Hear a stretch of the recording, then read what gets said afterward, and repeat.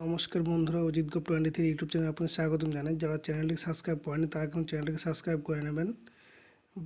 ভবিষ্যৎ credit card বেকার ছেলে মেয়েদের 5 লাখ টাকা দিচ্ছে রাজ্য সরকার। এইভাবে আবেদন করলে ভোটের আগে টাকা পাবে। ভোটের আগে রাজ্য চালু হলো অভিনব এক প্রকল্প ভবিষ্যৎ ক্রেডিট কার্ড। মুখ্যমন্ত্রী মমতা বন্দ্যোপাধ্যায়, WBCM মমতা ব্যানার্জি বেকার সহায় হলেন আরও একবার।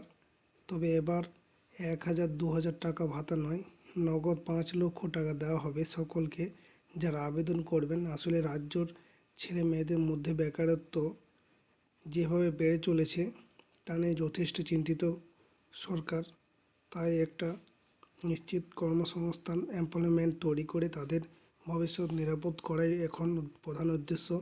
এই কারণে 5 লক্ষ টাকা করে দেওয়ার ব্যবস্থা করা হয়েছে। এই টাকা নিয়ে সহজেই বেকার ছেলেমেয়েরা যে কোনো ব্যবসা শুরু করতে পারে।